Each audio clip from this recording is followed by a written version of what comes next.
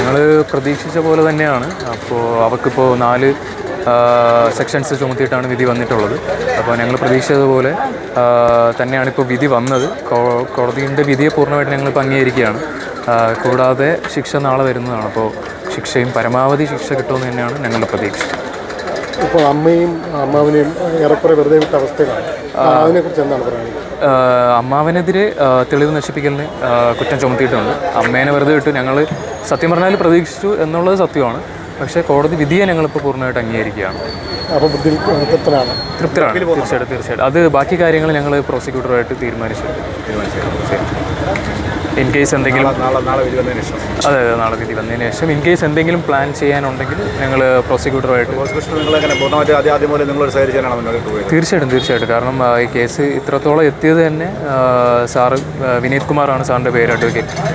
അപ്പോൾ സാറായിരുന്നു ഞങ്ങളുടെ ഒരു ബാക്ക് ബോൺ എന്ന് പറയും. അപ്പോൾ അതുപോലെ തന്നെ അന്വേഷണ ഉദ്യോഗസ്ഥന്മാരുടെ ഭാഗത്തു നിന്നായാലും ഞങ്ങൾക്ക് പൂർണ്ണമായിട്ടുള്ളൊരു സപ്പോർട്ടായിരുന്നു വന്നത്. പിന്നെ ഗവൺമെൻറ് ഭാഗത്തു നിന്നായിരുന്നു തമിഴ്നാട്ടിലേക്ക് കൊണ്ടുപോകേണ്ട ശ്രമം നടത്തിയിരുന്നു. അത് അവർക്ക് അങ്ങനെ കൊണ്ടുപോകാൻ പറ്റിയില്ല. അത് ഗവൺമെൻറ് ഭാഗത്തു നിന്നുള്ളൊരു സപ്പോർട്ട് ഉണ്ടായിരുന്നു. അതുകൂടാതെ അവർ സുപ്രീം കോടതിയിൽ പോയിട്ടുണ്ടായിരുന്നു.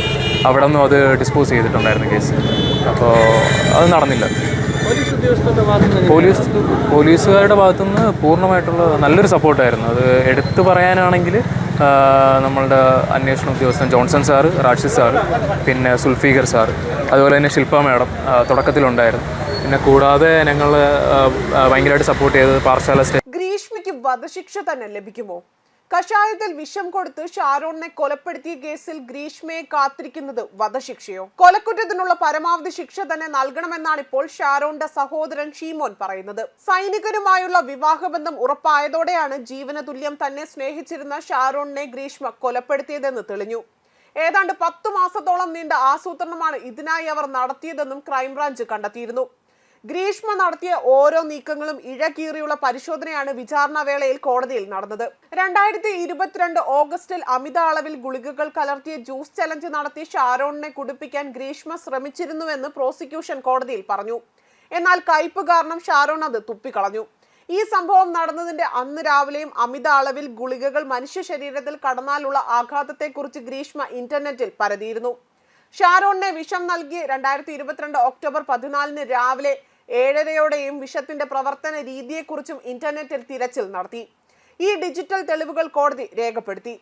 വിഷത്തിന്റെ പ്രവർത്തന രീതി മനസ്സിലാക്കിയിട്ടാണ് അന്ന് 10:30 തന്നെ ഷാരോണിനെ കുടിപ്പിച്ചതെന്ന് പബ്ലിക് പ്രോസിക്യൂട്ടർ വാദിച്ചു. 15 മില്ലി വിഷം ഉള്ളിൽ ചെന്നാൽ മരണം സുനിശ്ചിതമാണ് എന്നും മറുമരുന്നില്ലാത്ത വിഷമാണ് ഇതെന്നും Thiruvananthapuram medical college general medicine മേധാവിയായ ഡോക്ടർ അരുണയും കോടതിയിൽ മൊഴി നൽകിയിരുന്നു. ഷാരോണിന് 3 ഡയാലിസിസ് ചെയ്തിട്ടുണ്ട്. ഇത് കാരണം രക്തത്തിൽ കീടനാശിനിയുടെ അംശം ലഭിക്കില്ല എന്നും ഡോക്ടർ വിശദീകരിച്ചു.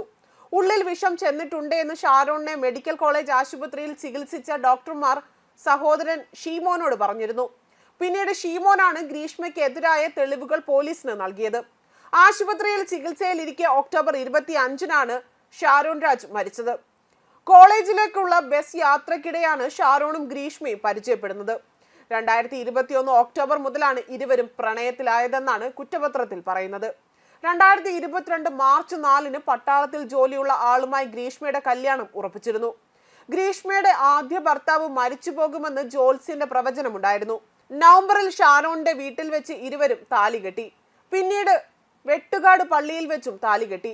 തൃപ്പരപ്പിലുള്ള ഹോട്ടലിൽ മുറിയെടുത്ത് ഇരുവരും ശാരീരിക ബന്ധത്തിൽ ഏർപ്പെട്ടതായും കുറ്റപത്രത്തിൽ പറയുന്നു. എന്നാൽ പുതിയ വിവാഹാലോചനയ്ക്ക് പിന്നാലെ ബന്ധം ഉപേക്ഷിക്കാൻ ഗ്രീഷ്മ ശ്രമിച്ചു. പക്ഷേ വിട്ടുപോകാൻ ഷാരോണിന് താല്പര്യമുണ്ടായിരുന്നില്ല. പിന്നാലെയാണ് ഗ്രീഷ്മ കൊലപാതകം ആസൂത്രണം ചെയ്ത് നടപ്പിലാക്കുന്നതും. ന്യൂസ് ഡെസ്ക് കർമ്മ ന്യൂസ്.